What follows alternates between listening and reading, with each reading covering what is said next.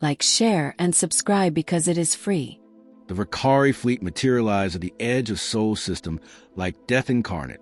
47 bioships, each one a living nightmare of evolved predator technology, their hulls pulsing with organic rhythm. For 847 years, these creatures had swept across the galaxy, leaving nothing but silence and ash in their wake. Commander ZXHI tasted the electromagnetic signature of the third planet through his ship's neural interface. Sweet, vulnerable, the species there had no idea what was coming. 23 civilizations had learned too late what it meant to face the Vakari. 23 worlds now served as monuments to their superiority. Soon it would be 24. Standing 9 feet tall, ZXHI's reptilian form was a masterpiece of natural selection. His scaled hide could deflect most energy weapons, while his enhanced sensory organs detected heat signatures from orbit. His thermal vision revealed the warm bodies scattered across the planet's surface like glowing targets. Billions of them. Weak, soft, defenseless. The electromagnetic pulses from their primitive cities created a symphony of technology ripe for exploitation. The Vakari had evolved beyond mere hunting. They were living weapons, their ships grown rather than built, their weapons extensions of their own biology. Each vessel in the fleet shared a quantum-entangled consciousness, allowing instantaneous coordination across vast distances. No prey had ever escaped their collective intelligence. No species had ever mounted effective resistance against their hive mind tactics. ZXHI scout drones had already completed their surveillance. The humans were pathetic. No natural weapons, no armor plating, no enhanced senses. Their fragile bodies couldn't survive in their own planet's very climates without artificial assistance. They fought among themselves constantly, their societies fragmented and chaotic. Most amusing of all, they seemed to possess empathy, that fatal weakness that prevented species from achieving true predator status. Their technology was impressive but fundamentally flawed. Complex systems vulnerable to electromagnetic disruption. Satellites that could be disabled with simple bioelectric pulses. Communication networks dependent on fragile infrastructure.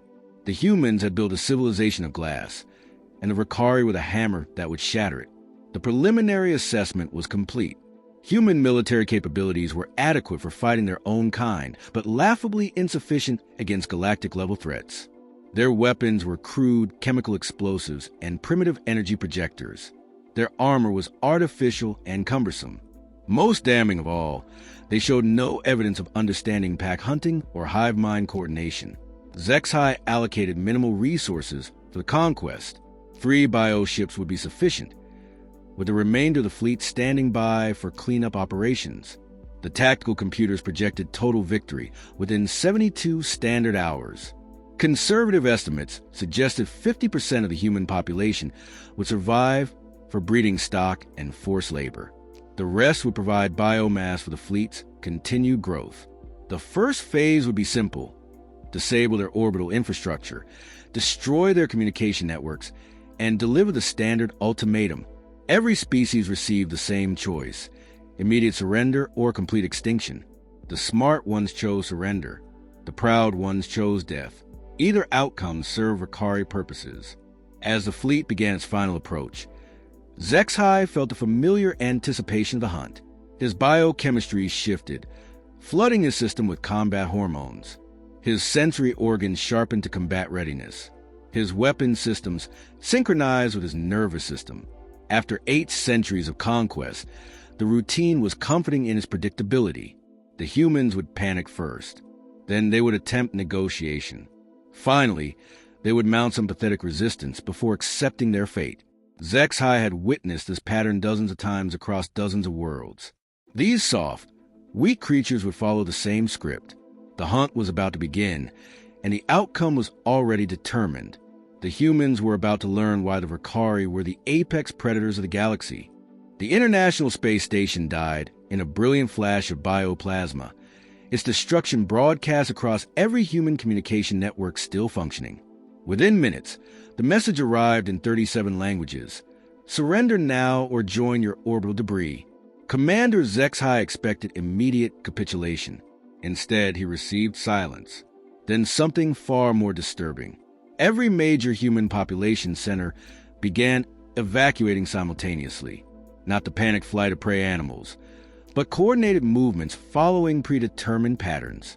Underground transit systems moved millions of civilians to hardened bunkers, while surface installations powered down in systematic sequences. The humans weren't running randomly. They were executing contingency plans. When the first Ricari dropships descended on New York, London, and Tokyo, they found cities transformed into fortresses.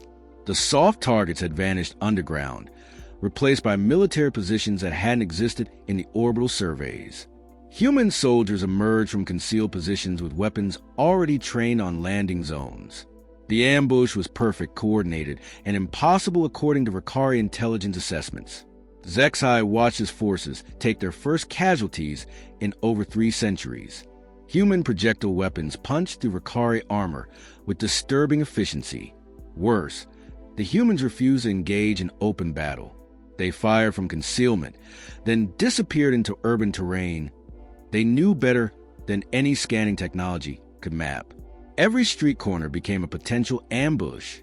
Every building concealed human fighters who struck without warning and vanished like ghosts. The thermal imaging that had dominated countless worlds proved useless against human countermeasures. Reflective barriers and thermal dampening fields created false signatures everywhere. The electromagnetic detection systems designed to track nervous systems encounter human soldiers whose bioelectric signatures had been masked by crude but effective technology. For the first time in Ricari military history, their enhanced senses provided no advantage.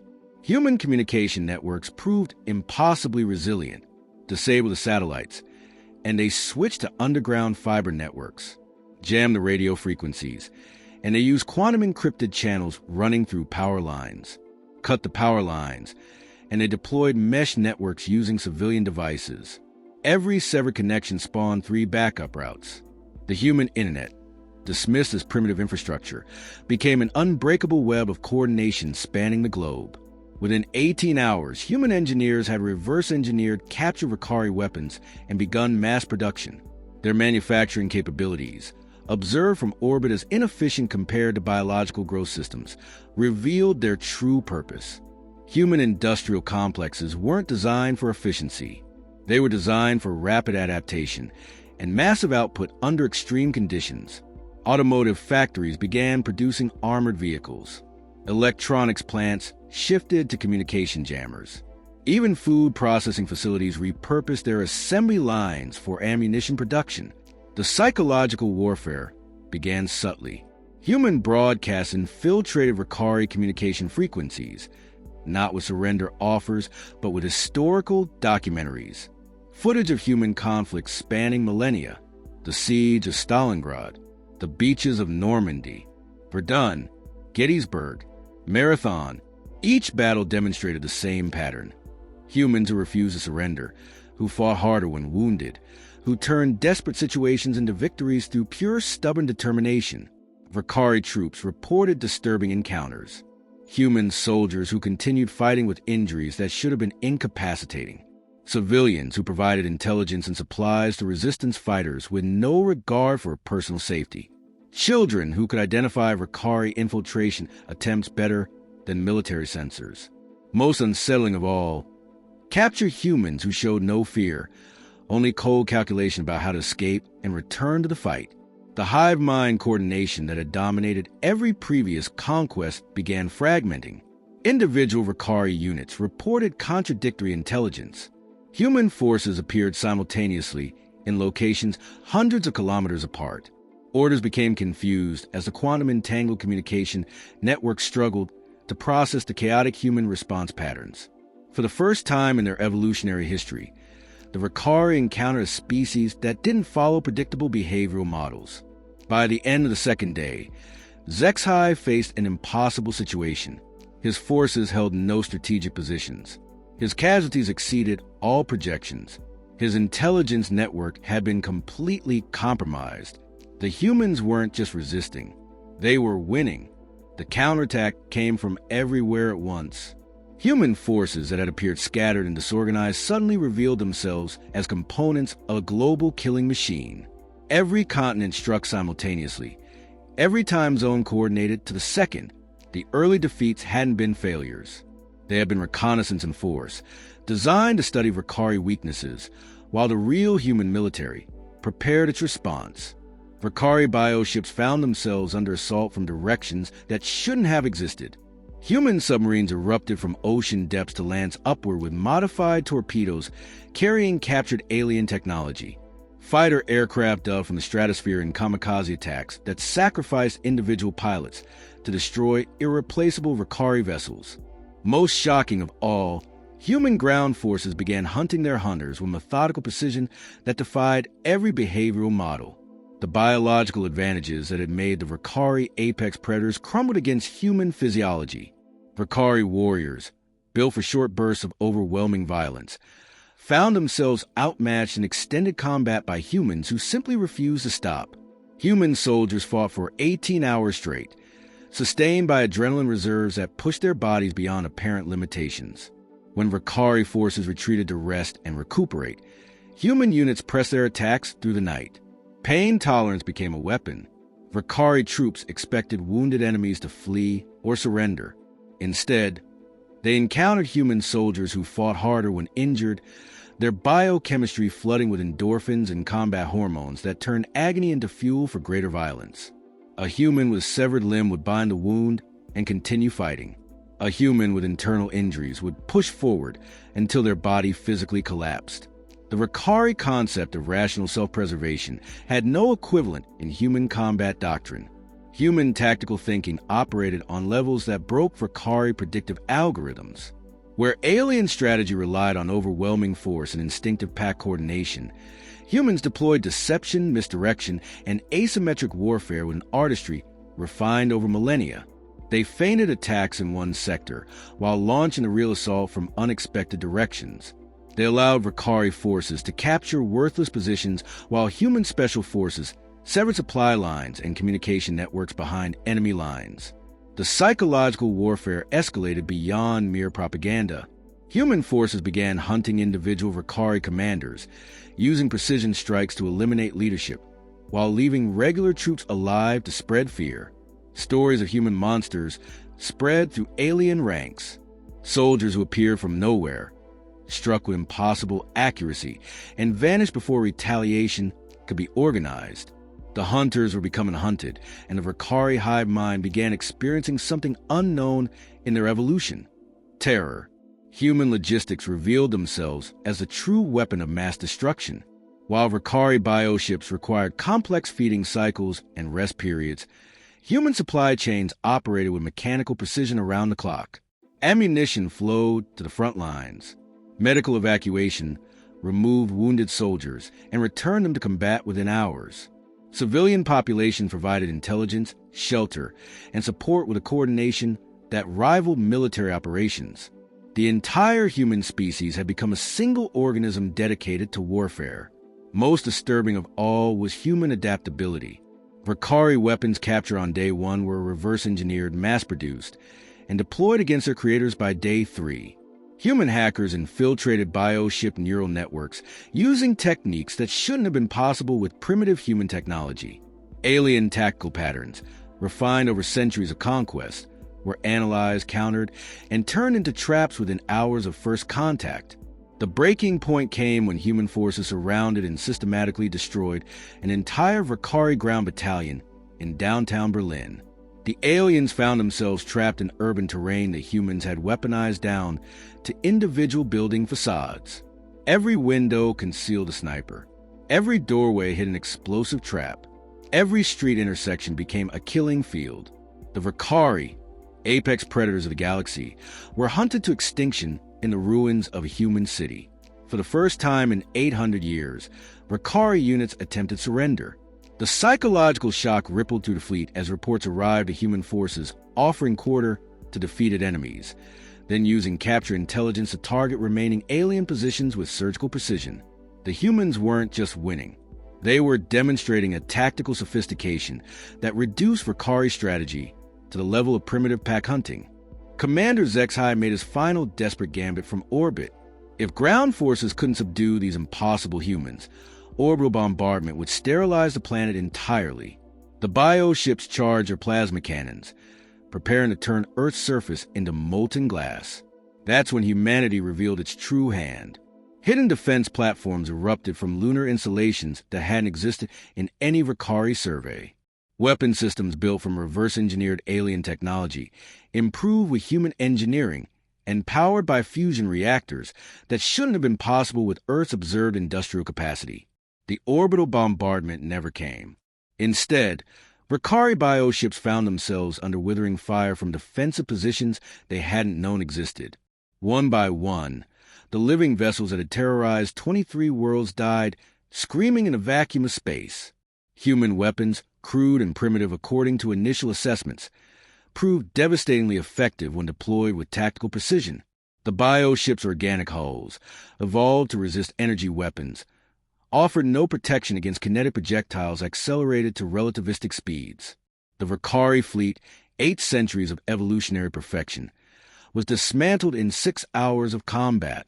The few surviving alien vessels attempted retreat, only to discover that human forces had anticipated even this contingency.